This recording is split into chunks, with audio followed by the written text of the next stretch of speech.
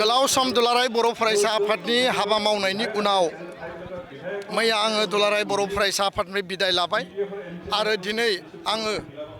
बिटिआरनि मोनसे आनसलिक दल इउपिपिएल दोलोआव आङो जगदान जादों उदालगुरिनि बे टाउनाव आरो बेखायनो आङो बे खोथाखौ स्पष्ट बुंनो नागिरो जे बर' हारिनि थांना थानाय आरो गुबुन गुबुन हारि माहारिनि जिखिनि जेंना जेंसि दङ बर' गोजोन गोरोबथानि मोनफ्रोमबो दफाखौ आखरे आखरे मावनांगौ लोगोसेनो गामि सोसननांगौ 125 एमेन्डमेन्ट पास खालामनांगौ जि खामानिखौ गणतान्त्रिक भाबै बायजोआव थानानै मावबाय बे खामानिखौ सिङाव थाना सिस्टेमाव थांनानै सरकारजों जुजिनानै गिबि मन्थ्रिजों रायज्लायनानै नारसिननानै बेखौ समाधान खालामनांगौ आंनि कर्तब्य आरो बेखायनो बे कर्तब्यखौ आङो पालन खालामनो थाखाय रायजोखौ सिबिनो थाखाय समाजखौ सिबिनो थाखाय आरो राजनीतिक सामाजिक भाबै रायजो राजानि जौगानायनि खामानि मावनो गोरिब गुन्द्रानि जौगानायनि खामानि मावनो थाखाय आं आवगायबोदों रायजो राजाया बिसास लाखि आं रायजो राजानि सायाव बिसास दङ आरो रायजो राजाखौ बिसासाव लानानै गोरिब गुन्द्रानि न'आव थांगोन रायजो राजानि न'आव थांगोन न'खर न'खर थांगोन आरो आङो बे खोथाखौ स्पष्टयै बुंदों जे उदालगुरियाव मेडिकेल कलेज हस्पिटाल गायसननांगौ उदालगुरियाव इउनिभार्सिटि गायसननांगौ उदालगुरियाव इन्जिनियारिं कलेज गायसननांगौ बड'लेण्डनि गुबुन गुबुन जायगाया जेरै जौगादों आसामनि गुबुन गुबुन जायगाया जौगादों उदालगुरि जिल्लायाबो बड'लेण्डनिनो मोनसे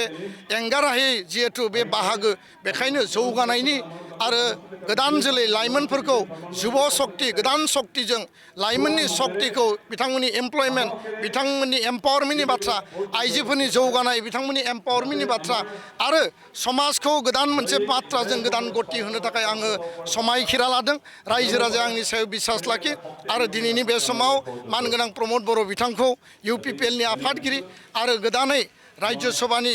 माने सायख'जानाय बिजाथि बा देरहासारनाय मानगोनां बिथां आरो बारग' बिटिआरनि चिफ बिथांखौ आङो धन्यबाद होदों लोगोसेनो उरखाव गोरा ब्रह्म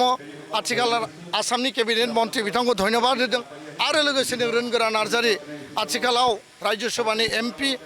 लोगोसेनो मानगोनां गबिन्द बसुमतारी बारग' डेपुटि चिफ आरो उदालगुरि समस्तिनि मानगोनां एमएलए बिथांखौ आं धन्यबाद होदों बिथांमोना आंखौ गावनि दोलोआव बजबनानै लाबाय फैबाय थानाय समाव हारिनि सार्थनि थाखाय समाजनि सार्थनि थाखाय प्रत्येक रायजो राजानि सार्थनि थाखाय आङो गोसो होसारनानै हाबा मावगोन बे आंनि थांखि बेयाव जाति धर्म भाषा बासियालासेनो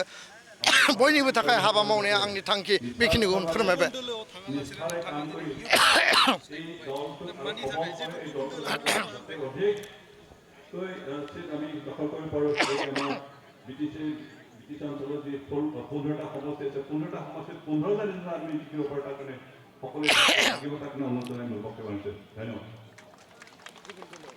जेखि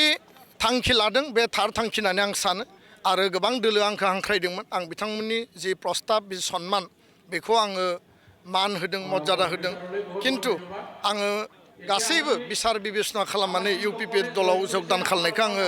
आजावनानै लादों आंहा गुबुन कुनु दलनि फारसे गाज्रि मोननाय रागा जोंनाय हामा मोननाय गैया बयखौबो दोलोखौनो आं सन्मान होयो नाथाय आदर्शगत भाबै आङो इउपिपिएल दोलोआव थानानै हारि सिबिनायनि थाखाय खोथा सानदों आरो हारि सिबिनायनि एकमात्र आंनि एजेन्डा थेंक इउ